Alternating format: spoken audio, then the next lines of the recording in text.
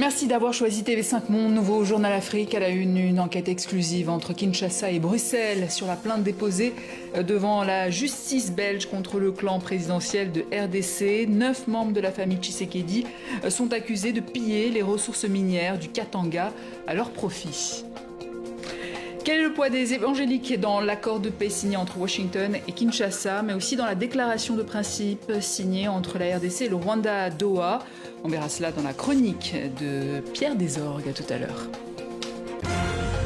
Et puis on se rendra en Namibie pour comprendre les raisons du succès de ce pays d'Afrique australe en termes de tourisme et de développement durable. Nous vous en avions parlé de ces 3 ONG congolaises qui avaient saisi il y a quelques jours le parquet fédéral belge à Bruxelles, réclamant une enquête sur de présumées pratiques frauduleuses dans le secteur minier de la RDC qui impliquerait des proches du président Félix Tshisekedi. Selon les plaignants, nos équipes en Belgique et en RDC ont enquêté sur cette plainte. Voici le premier volet de ce reportage. Au sud de Bruxelles, Uccle est une commune bien connue pour sa richesse. C'est dans ce quartier huppé que la famille Tshisekedi habite, derrière l'un de ses portails cachés des premiers regards. Le Congolais Jean-Pierre Mouteba vient ici pour la première fois de sa vie. À 65 ans, cet ancien salarié de la Gécamine, la gigantesque entreprise publique congolaise de gestion des mines, a décidé de poursuivre sa lutte contre la corruption en Belgique. Il a déposé plainte avec des ONG contre 9 membres de la famille du président de la RDC qui seraient co-auteurs et complices d'actes de corruption dans la région du Katanga. Chez nous en RDC, nous avons publié beaucoup de rapports sur cette question. Nous avons identifié les personnes qui sont en train de faire et où est-ce qu'ils le font, quels sont les biens qui sont détournés, quels sont les remblais et les gisements qui sont détournés, comment ils opèrent. Nous avons multiplié des rapports, nous avons rencontré les autorités sur place. Il y a même des ONG qui ont porté plainte auprès de la justice congolaise. Malheureusement, la justice n'a rien fait.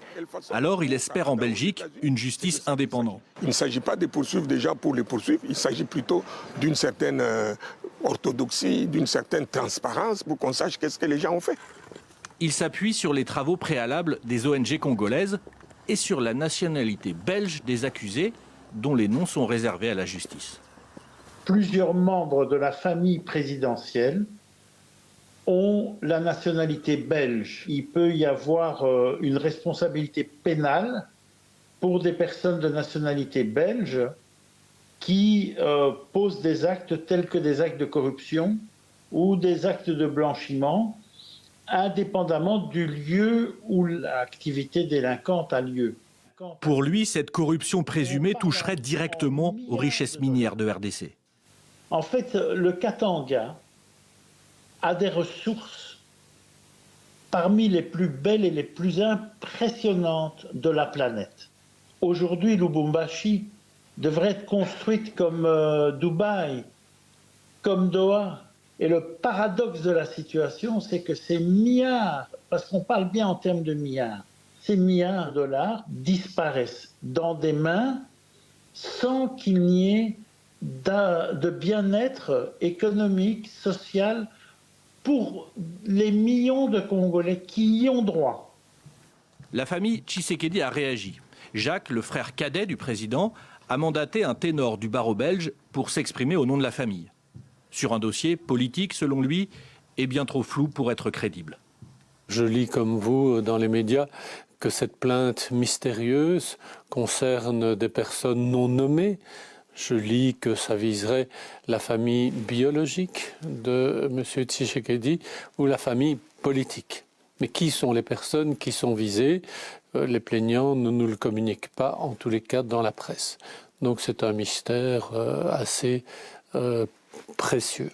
Ce sont des accusations qui sont non fondées, qui sont contestées, et nous verrons sur pièce que les pièces soient soumises à la contradiction, et nous verrons quelle sera la vérité qui va triompher.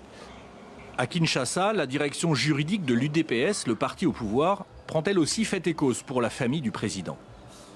Nous trouvons la plainte très étrange parce qu'elle stigmatise un groupe d'individus par rapport à leur appartenance politique et ou à la famille biologique du chef de l'État. Ce n'est pas dans une démarche pareille qu'on pourrait rechercher la justice. La plainte serait étayée par 80 pages de documents. Elle a été déposée à la procureure fédérale belge Anne Fransen, qui doit décider ou non de donner suite juridique au dossier. Un dossier qui s'appuie sur l'idée de prédation des richesses de la région du Katanga, le cœur minier de la RDC. À la suite et fin de cette enquête, signée Simon Rodier, Lola Colomba et Dadi Songozo, à retrouver dans notre prochaine édition du Journal Afrique.